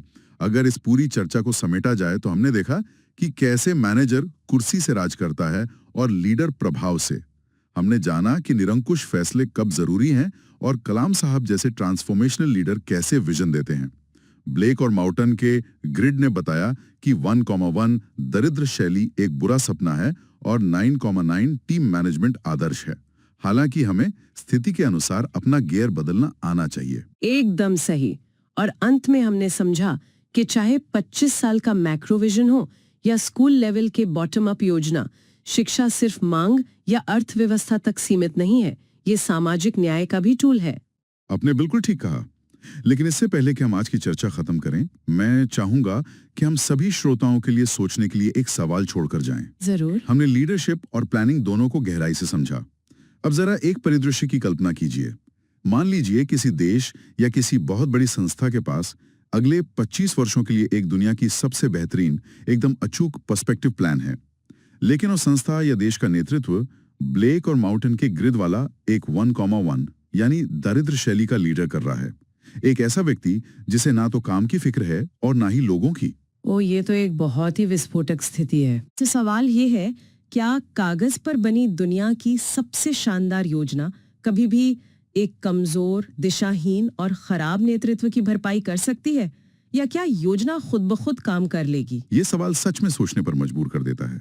योजना कितनी भी अच्छी क्यों ना हो, उसे जमीन पर उतारने के लिए एक लीडर की तो जरूरत पड़ेगी ही। श्रोताओं को इस पर जरूर विचार करना चाहिए। अपने आसपास के संस्थानों, कंपनियों या अपनी ही जिंदगी में देखना चाहिए कि लीडरशिप और प्लानिंग का ये खेल कैसे चल रहा है।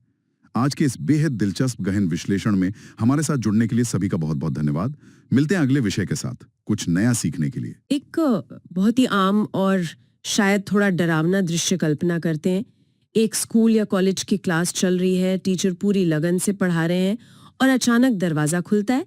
एक सख्त चेहरे वाले इंस्पेक्टर साहब हाथ में क्लिपबोर्ड लिए अंदर आते हैं और पीछे जाकर बैठ जाते हैं। उस एक पल में क्या उस टीचर का डर जाना लाजमी नहीं है? क्या उस सुपरवाइजर का आना एक पुलिस की रेड जैसा लगना चाहिए, जिसका एकमात्र मकसद सिर्फ गलतियां निकालना हो? या फिर किसी दोस्त और गाइड की तरह होना चाहिए जो सिर्फ मदद करने आया हो? ये बहुत ही प्रैक्टिकल सवाल है। बिल्कुल। तो आज के इस गहरे विश्लेषण में स्वागत है, जहां हम सोर्सेज, रिसर्च आर्टिकल्स और एकेडमिक नोट्स को खंगाल कर सबसे जरूरी बातें और इनसाइट्स निकालते हैं। आज का हमारा मिशन थोड़ा एकेडमिक और बहुत ज़्यादा इम्पोर्टेंट है।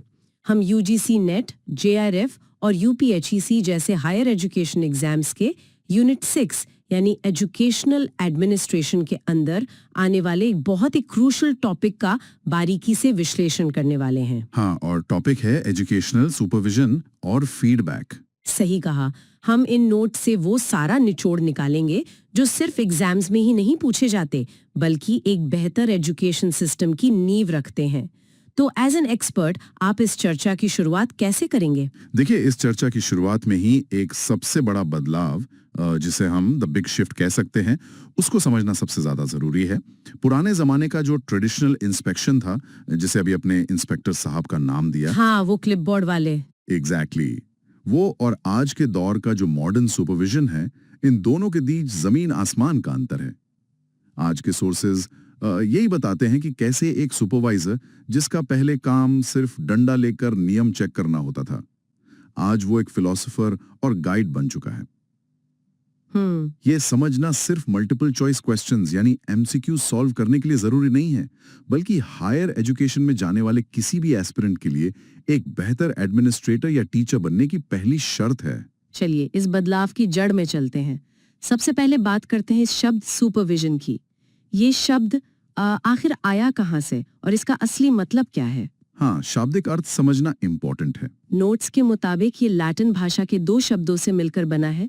एक है सुपर और दूसरा है विजन। सुपर का मतलब होता है अबव या सुपीरियर, यानी आम से ऊपर या बेहतर, और विजन का मतलब है साइट या देखना। सही। तो आम भाषा में इसका लिटरल मतलब हुआ किसी के काम को ऊपर से देखना।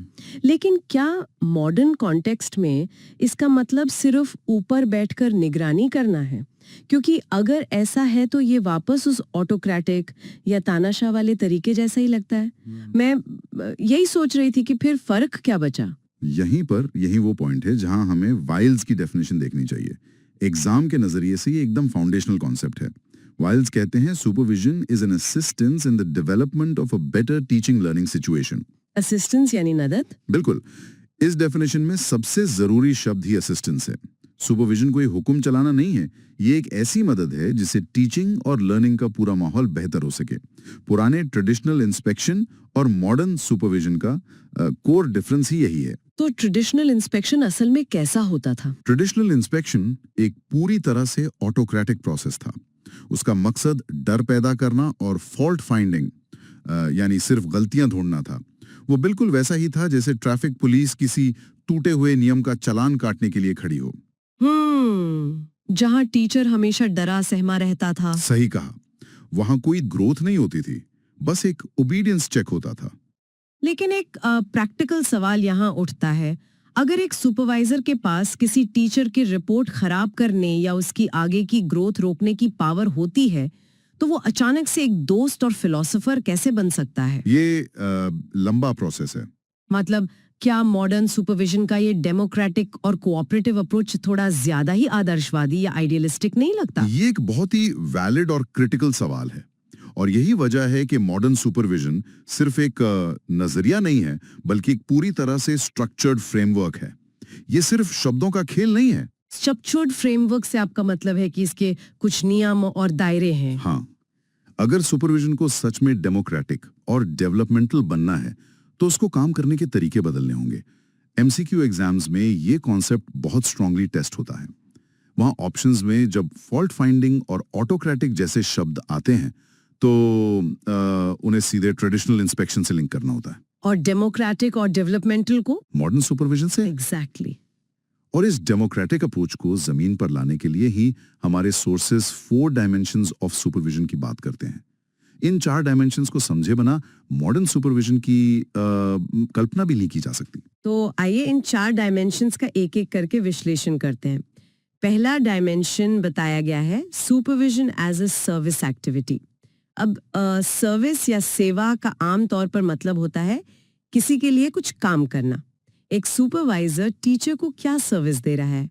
क्या इसका मतलब ये है कि सुपरवाइजर क्लास में आकर टीचर के लिए नोट्स बनाएगा या ब्लैक बोर्ड साफ करेगा? नहीं, फिजिकल लेबर की बात नहीं हो रही है यहाँ। लेकिन कॉन्सेप्ट वही है। इसका मेन मतलब है ऑब्स्टिकल्स, यानी रुकावटों को हटाना। एक हायर एजुकेशन या स्कूल सेटअप में जब सुपरवाइजर सर्विस दे रहा होता है तो इसका मतलब है कि वो टीचर को नए और बेहतर टीचिंग मटेरियल्स अरेंज करके दे रहा है। अच्छा, मतलब रिसोर्सेज प्रोवाइड करना। हाँ, जैसे अगर टीचर को कोई नया सॉफ्टवेयर यूज करने में परेशानी आ रही है तो उसके लिए ट्रेनिंग अरेंज करवाना, या क्लास में डिसिप्लिन इश्यूज आ रहे हैं तो उन्हें हैंडल करने में एक इंस्टीट्यूशनल सपोर्ट देना। इस डायमेंशन का मैं लक्ष्य ये है कि टीचर अपना पूरा ध्यान और अपनी पूरी एनर्जी सिर्फ और सिर्फ पढ़ाने पर लगा सके। एग्जाम के लिए कैंडिडेट्स को ये क्लियर होना चाहिए कि सुपरविजन कभी भी डिक्टेटोरियल कमांड नहीं होता। ये स्ट्रिक्टली एक सर्विस एक्टिविटी है। ये तो एक बहुत ही सपोर्टिव रोल हुआ। इसके बाद दूसरा डायमेंशन आता है प्रोसेस। इसको समझना उतना मुश्किल नहीं लगता। पुराने जमाने में इंस्पेक्शन साल में एक बार होता था। इंस्पेक्टर साहब आते थे, एक दिन की परफॉर्मेंस देखते थे और पूरे साल का डिसीजन ले लेते थे। एक कंटिन्यूअस प्रोसेस का मतलब है कि ये एक लगातार चलने वाला साइकिल है, ना कि कोई एक दिन की रेड। सही पकड़ा आपने। और ये प्रोसेस लगातार कैसे चलेगा, इसका जवाब तीसरे डायमेंशन में मिलता है, जो है फंक्शन। एक supervisor day to day basis पर क्या फंक्शन करता है? वो पूरे स्टाफ को कोऑर्डिनेट करता है। कोऑर्डिनेशन कैसे? वो देखता है कि इंग्लिश डिपार्टमेंट और हिस्ट्री डिपार्टमेंट के बीच में क्या कोई कॉमन इंटरडिसिप्लिनरी प्रोजेक्ट हो सकता है।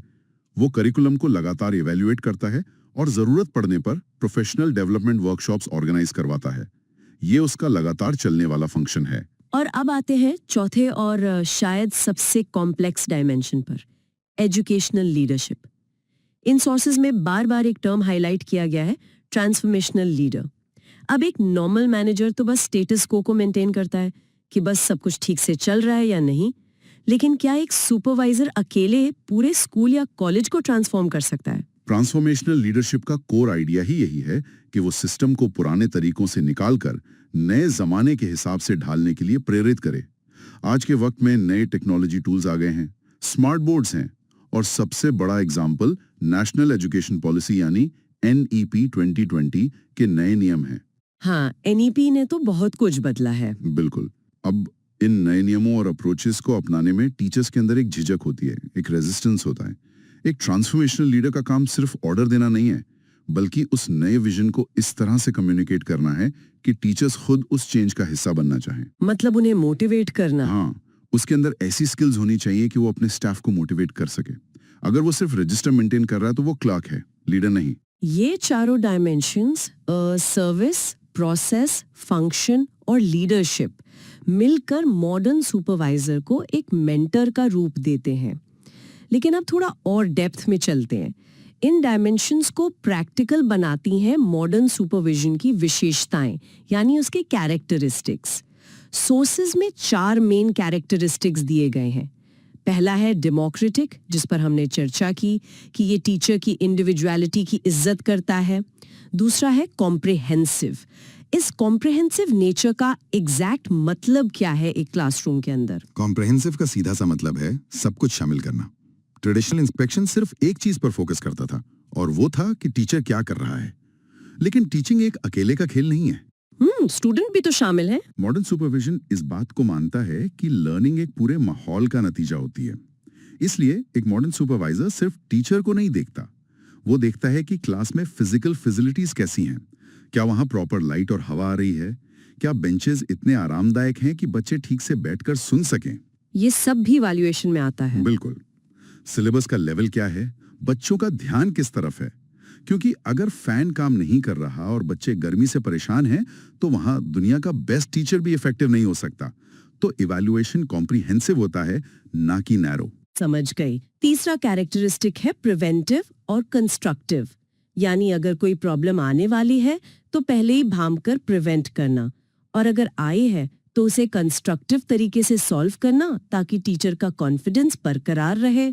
लेकिन इन सब में सबसे दिलचस्प और एग्जाम के लिहाज से सबसे जरूरी है चौथा कैरेक्टरिस्टिक, साइंटिफिक और ऑब्जेक्टिव होना। मुझे लगता है पर्सनल बायस को खत्म करने का यही एक रास्ता है। बिल्कुल सही। पुराने सिस्टम में तो अगर इंस्पेक्टर को किसी टीचर का बोलने का तरीका या उसकी शक्ल पसंद नहीं आई तो रिपोर्ट नेगेटिव हो सकती थी। और यहीं पर आती है सबसे बड़ी एकेडमिक थ्योरी।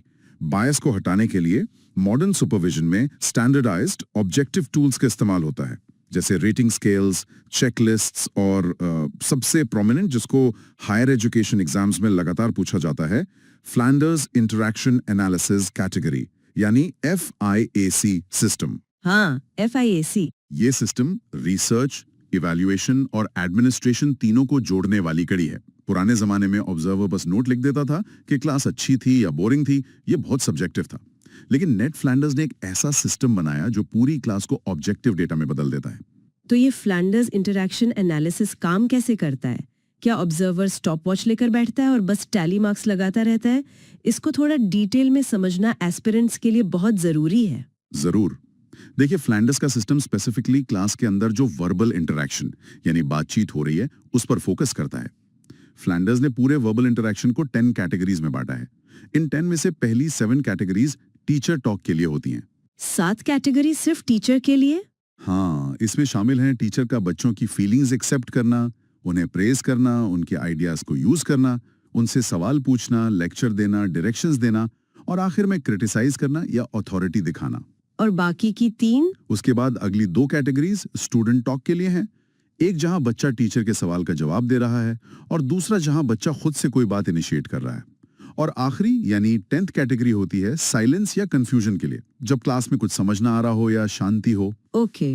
इस सिस्टम में सुपरवाइजर हर 3 सेकंड में एक ऑब्जर्वेशन रिकॉर्ड करता है, उन कैटेगरीज के कोड नंबर लिखता है। हर 3 सेकंड में? ये तो पूरी तरह से मैथमेटिकल और डेटा ड्रिवन हो गया। बिल्कुल।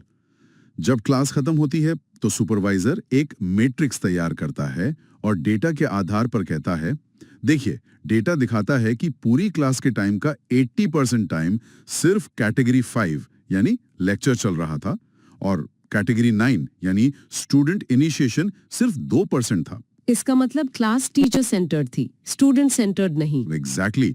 इस तरीके में कोई पर्सनल बायस, कोई गुस्सा या कोई दुश्मनी नहीं होती। ये एकदम शीशे की तरह साफ और ऑब्जेक्टिव होता है। यही साइंटिफिक सुपरविजन की असली ताकत है। वाह, इससे तो फीडबैक का पूरा रंग ही बदल जाएगा। लेकिन ये पूरा प्रोसीजर जिसमें फ्लैंडर्स जैसे टूल्स का इस्तेमाल होता है, ये रियलिटी में एग्जीक्यूट कैसे होता है? सोर्सेज में द सुपरवाइजरी साइकिल का जिक्र है, जिसके 5 स्टेप्स हैं: प्लान, ऑब्जर्व, एनालाइज, फीडबैक और री-इवैल्यूएट। एग्जाम सिलेबस के हिसाब से इसे एक 3 फेज प्रोग्राम में डिवाइड किया गया है। इस प्रोग्राम की क्रोनोलॉजी और स्टेप्स क्या हैं? एक्शन की तरह कोई सरप्राइज रेड नहीं होती। सरप्राइज रेड मतलब बिना बताए आना? हाँ, पुराने जमाने में सुपरवाइजर किसी गलती को पकड़ने की फिराक में अचानक क्लास में आ टपकता था। लेकिन मॉडर्न सुपरविजन में फेज 1 के अंदर सुपरवाइजर पहले टीचर के साथ मिलकर एक कोलैबोरेटिव मीटिंग करता है। वो दोनों म्यूचुअली डिसाइड करते हैं कि आज के ऑब्जर्वेशन का गोल क्या होगा। गोल कैसे सेट करते हैं? जैसे टीचर खुद कह सकता है, मैं नए साइंस मॉडल्स यूज कर रहा हूं, आप प्लीज ऑब्जर्व कीजिए कि क्या बच्चे उन मॉडल से एंगेज हो रहे हैं या नहीं। ये प्लानिंग का फेज ट्रस्ट बिल्ड करता है दोनों के बीच। तो जब ट्रस्ट बिल्ड हो गया और गोल सेट हो गया, तब आता है फेज 2, ऑर्गेनाइजिंग या एग्जीक्यूशन। ये एक्चुअल ऑब्जर्वेशन का वक्त है। यहाँ सुपरवाइजर क्लास के पीछे शांति से बैठता है और ऑब्जेक्टिव टूल्स, जैसे हमने अभी फ्लैंडर्स की बात की, या वीडियो रिकॉर्डिंग और चेकलिस्ट्स का इस्तेमाल करता है। सबसे जरूरी बात, क्या इस फेज में सुपरवाइजर टीचर को बीच में टोक सकता है? बिल्कुल नहीं। किसी भी मॉडर्न सुपरविजनरी एग्जीक्यूशन में ऑब्जर्वर न्यूट्रल रहता है, वो क्लास का फ्लो नहीं तोड़ता। अगर वो टोकेगा तो उस ऑब्जेक्टिव डेटा की इंटेग्रिटी खत्म हो जाएगी। जब क्लास पूरी होती है, उसके बाद फेज 3 शुरू होता है, जिसे इम्प्लीमेंटिंग या पोस्ट क्लास फेज कहते हैं। इस फेज में सुपरवाइजर जमा किए गए डेटा का एनालिसिस करता है, वो मैट्रिक्स बनाता है, पैटर्न्स ढूंढता है, और फिर आती है सबसे क्रिटिकल स्टेज, फीडबैक कॉन्फ्रेंस की तैयारी। और यहाँ से शुरू होता है हमारे इस विश्लेषण का सबसे अहम हिस्सा, फीडबैक। एक जगह नोट्स में साफ लिखा है कि बिना ऑब्जेक्टिव फीडबैक के सुपरविजन का पूरा प्रोसेस वक्त की बर्बादी है। डेटा अकेला कुछ नहीं कर सकता जब तक कि उसको सही तरीके से सामने वाले तक पहुंचाया ना जाए। और फीडबैक देने के लिए जिस टेक्निक की सबसे ज्यादा चर्चा होती है, वो है द सैंडविच टेक्निक। मुझे लगता है इस टेक्निक के पीछे की साइकोलॉजी को समझना बहुत दिलचस्प होगा। आखिर इंसान सीधे सीधे अपनी कमी क्यों नहीं सुन सकता? इसका जवाब ह्यूमन साइकोलॉजी के डिफेंस मैकेनिज्म में छुपा है। जब भी किसी इंसान को सीधे तौर पर यह बताया जाता है कि उसने कुछ गलत किया है, तो उसके दिमाग में एक कॉग्निटिव डिसोनेंस पैदा होता है। उसको लगता है कि उसकी आइडेंटिटी पर हमला हो रहा है। हाँ, और फिर इंसान डिफेंसिव हो जाता है। इसी डिफेंस मैकेनिज्म को बाईपास करने का एक असरदार तरीका है। एक सैंडविच की तरह इसमें 3 लेयर्स होती हैं। पहली लेयर यानी ऊपर की ब्रेड, एक पॉजिटिव बात होती है। शुरुआत अच्छी बात से। हाँ, सुपरवाइजर फीडबैक की शुरुआत किसी तारीफ से करता है, जैसे आपका बोर्ड पर लिखने का तरीका और क्लास कंट्रोल सच में बहुत बेहतर था। इससे टीचर रिलैक्स हो जाता है और उसका दिमाग खुल जाता है। फिर आती है बीच की लेयर यानी मीट। यही वो कंस्ट्रक्टिव क्रिटिसिज्म या एरिया ऑफ इम्प्रूवमेंट है जिसे एक्चुअली कन्वे करना था। जैसे फ्लैंडर्स के डेटा का हवाला देते हुए कहना, लेकिन डेटा देखें तो पता चलता है कि स्टूडेंट्स खुद से आगे आकर सवाल नहीं पूछ रहे थे। शायद हमें ओपन एंडेड क्वेश्चंस थोड़े ज्यादा पूछने चाहिए। एग्जैक्टली। और क्योंकि दिमाग शुरुआत में रिलैक्स हो चुका था, वो इस मीट को, इस आलोचना को पर्सनल अटैक नहीं मानता। और आखिर में आती है तीसरी लेयर यानी वापस से नीचे की ब्रेड। ये एक पॉजिटिव इंकरेजमेंट होता है, एक सपोर्टिव क्लोजिंग। एक एग्जाम्पल दे सकते हैं? जैसे अगर आप आने वाले हफ्तों में ओपन एंडेड क्वेश्चंस की इस टेक्निक पर काम करें, तो मुझे पूरा विश्वास है कि बच्चों का एंगेजमेंट लेवल डबल हो जाएगा। इस तरह की क्लोजिंग से टीचर क्लास से बाहर निकलते वक्त निराश नहीं होता, बल्कि एक नए उत्साह के साथ निकलता है। और पेशेंट को बुरा भी ना लगे। लेकिन इस ऑब्जेक्टिव डेटा और इस सैंडविच फीडबैक का ऑर्गेनाइजेशन के लेवल पर क्या होता है? यही से यूजीसी नेट का एक और फोकस एरिया निकलता है। डेटा के इस फीडबैक और एनालिसिस को यूटिलाइज कैसे किया जाता है? इसके 2 मेन टाइप्स बताए गए हैं, फॉर्मेटिव यूटिलाइजेशन और समेटिव यूटिलाइजेशन। कैंडिडेट्स के लिए इन दोनों के बीच का अंतर क्लियर होना बहुत जरूरी है। बिल्कुल। और ये सिर्फ टीचिंग में नहीं, दुनिया की किसी भी कॉर्पोरेट या एडमिनिस्ट्रेटिव जॉब में लागू होता है। फॉर्मेटिव यूटिलाइजेशन का एक ही मकसद होता है, कंटिन्यूअस डेवलपमेंट। यहाँ किसी भी गलती का नतीजा सजा, सैलरी कट या फायरिंग नहीं होता। फॉर्मेटिव फोकस सिर्फ फ्यूचर ओरिएंटेड होता है, कंटिन्यूअस इंप्रूवमेंट। हाँ, अगर डेटा से पता चला कि स्कूल के लगभग 50% टीचर्स स्मार्ट बोर्ड यूज नहीं कर पा रहे हैं, तो फॉर्मेटिव अप्रोच में स्कूल एक 3 दिन की ट्रेनिंग वर्कशॉप आयोजित करवाएगा। इसमें पर्सनल मेंटरिंग, प्राइवेट काउंसलिंग और सेल्फ रिफ्लेक्शन शामिल है। इसका मकसद है वीक स्पॉट्स को पहचानना और उन्हें ठीक करना बिना किसी डर के। लेकिन कहीं ना कहीं तो एक लाइन ड्रॉ करनी पड़ती होगी। कहीं ना कहीं परफॉर्मेंस का एक फाइनल हिसाब किताब तो होता ही होगा, और वही एंट्री होती होगी समेटिव यूटिलाइजेशन की। लेकिन मेरा एक सवाल यहाँ ये है कि अगर समेटिव यूटिलाइजेशन में किसी टीचर की नौकरी या प्रमोशन पर फैसला होता है, तो क्या उससे वापस उस इंस्पेक्टर साहब वाले डर का माहौल नहीं बन जाता? मॉडर्न सुपरविजन इसको कैसे जस्टिफाई करता है? ये एक बहुत ही गहरा सवाल पूछा आपने।